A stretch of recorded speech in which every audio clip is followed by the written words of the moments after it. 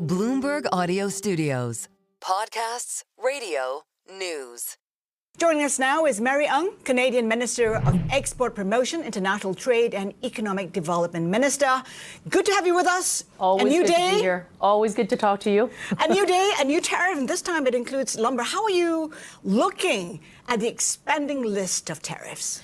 Well, when the executive order first came into Canada, very recently, it included 25% across the board on everything, including, everything, and then 10% on energy. What we're pleased about is to be able to work with the American administration to get a 30-day pause on that, and while at the same time working with the American administration. We've been very clear, tariffs are expensive for America. They make no sense. When 70% of what I export into the United States takes, adds value to it, and then helps them be more competitive with their products. Adding a tariff just simply makes it more expensive for Americans. Adding tariffs to Canadian exports simply means that it's going to cost Americans more at the grocery store. It's going to cost Americans more at the pumps. So it makes no sense. We will continue to reiterate that message. We've been very clear. We will not. We don't want to be here. We don't want to initiate anything. But should there be punishing tariffs on Canadian and on Canada, we will respond accordingly. But in the meantime, we are having conversations with the Americans, as we do. When you have a trading partner like the one between Canada and the United States, where Canada is our largest trading partner, but we're pretty important to the Americans as well.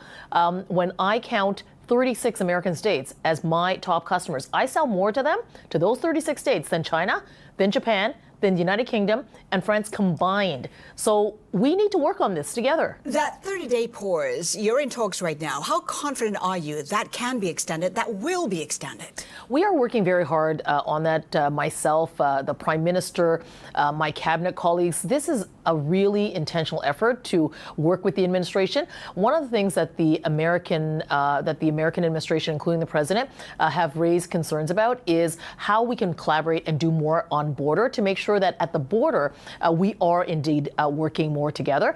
Despite Canada only having less than 1% of fentanyl going into America, it too is just as a concern for Canadians. So collaborating together to make sure that we are doing more on our border is what we are doing, and we're confident that that work is not only making progress, but that we're doing that with the Americans, and this is the testament of the Canadian-American relationship as well. The ability to talk through and work through what are sometimes really tough issues. So we're committed to doing that on our end. You talked about how Canada exports more to the U.S. than any other country. We're talking about almost 80% of your exports going to the U.S. Despite a trade agreement with the likes of the EU, why has it been so difficult for Canada to diversify its trade?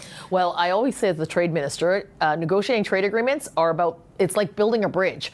But what you want is you need your businesses to walk across that bridge. And I think businesses really are reflecting on the importance of diversification. I think that the meaning of diversification has a greater significance. It's why I'm here in Singapore. I just led a trade mission to Australia. Over 200 Canadians that are here looking to pursue opportunities in this market. Here in the Indo-Pacific and in Singapore, who's a partner in the CPTPP, we have been doing business and have seen our trade increase by over 20% since it's coming in force into 2018. I've taken hundreds and hundreds of businesses on trade missions, whether it is here in Singapore or to Japan or to Korea or to Malaysia, to Indonesia. We just wrapped up a free trade agreement with Indonesia. But I think that what the Canadian government has been doing is really building out that deliberate infrastructure to help Canadian companies look at markets like these ones. This is a really important place for Canada. We launched our Indo-Pacific strategy at the end of 2022, backed by a $2.3 billion investment over 5 years to do exactly that. Grow our businesses, create those partnerships. Yesterday here in Singapore, I announced $7.3 billion to build a Canadian trade gateway for nuclear energy. This is really important because in the region, in all of these discussions I've had with partners, energy security is an issue.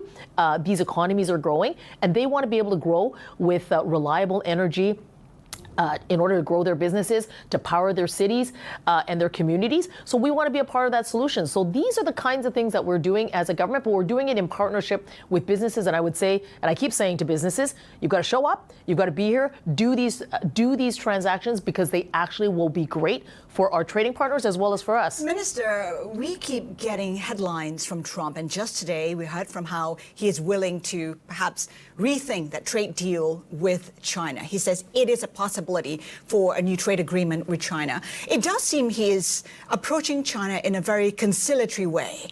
Instead of 60% tariffs, it's 10% tariffs, whereas when it comes to a trading partner like Canada, he was willing to go full force with 25%. Is there a sense, perhaps, that Trump is treating China in a better way than he is treating Canada?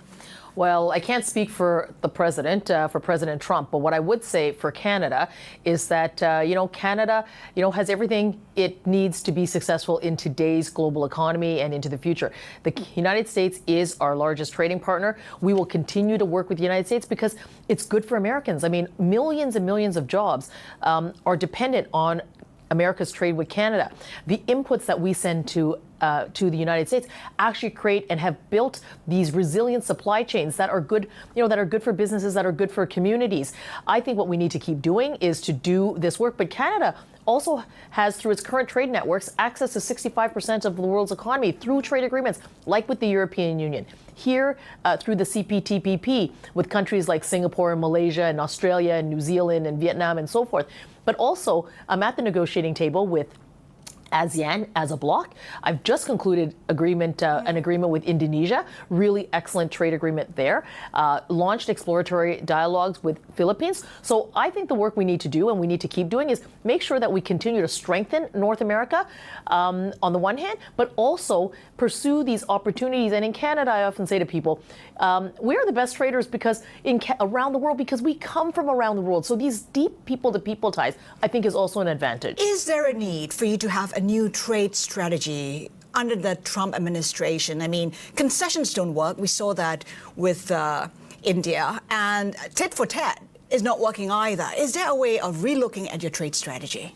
Well, let's remember that the agreement we have today with the United States, which we renegotiated with the United States, was actually done by President Trump, and he touted this to be an excellent agreement.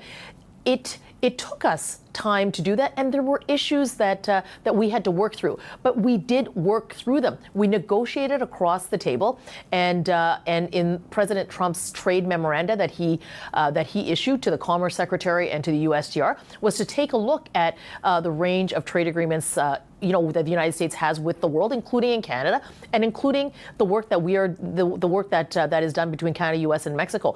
I'm looking forward to to understanding what that analysis will come forward with. But ultimately, I think that at the end of the day, it's about finding the win and the synergies that make America strong, the synergies that make Canada strong, the synergies that make North America strong, and I think that's the approach we've taken. We're going to have to take that approach and then adapt as we need. Might the win come from a multilateral response instead of Canada just responding on its own? Should there be, a global response led by perhaps Canada, Asia, or even Europe? Should there be a multilateral approach to responding to Trump's tariffs? Well, I've certainly, been talking to my colleagues around the globe, particularly those who we have trade agreements with, and those partners who really stand up for the rules-based trading system. I was in Europe just a little over, I'm losing track of time, I think it's a little over a week or maybe 2 weeks ago. I was at the World Trade Organization. I'm here, of course, in Singapore, our CPTPP partner. I was just in Australia, and I'm on my way to Brunei. And I think the one thing that is consistent with all of us, because in response to our businesses and the investors, they are looking for governments and for those of us who have negotiated these agreements to provide the predictability that they need. So everyone agrees that standing up for a rules-based international order, particularly around trade, is something that we are going to need to work on together. Each country will do what they will do with respect to unique responses, but I do think that there is agreement that the rules-based international order, particularly around rules-based trade, is something that we must stand up for and continue to work very hard at defending. With Trump reshaping the global trade book, I'm just wondering, from Canada's perspective, is China now a more important trading partner? Is India now a more important trading partner? Well, our Indo-Pacific strategy had, set out, and this is now well over, at the end of 2022, we set out a strategy that envisages the importance of this region in particular, that also includes how Canada would work with China. And there, we refer to it in the strategy as the 4 Cs. There will be opportunities where we should absolutely be collaborating together. You think about climate change and how we can build out solutions, including economic solutions that actually will fight climate change. There will be issues where we're going to have to challenge China, because the values that are important to Canadians are such that we need to do that. We can also compete. I mean, take a look at AI. Take a look at what Canada is doing in the critical mineral space. Take a look at what Canada is doing around the battery ecosystem with respect to batteries around for electric vehicles, and how we're attracting investments from around the globe to do this in Canada. So we can certainly compete, and then we need to coexist. So the approach that we have taken in the Indo-Pacific strategy, I think, still holds today. All right, Minister, thank you so much for joining us. Perfect day to have you on the show. Mary Ann, Canadian Minister of Export Promotion, International Trade and Economic Development.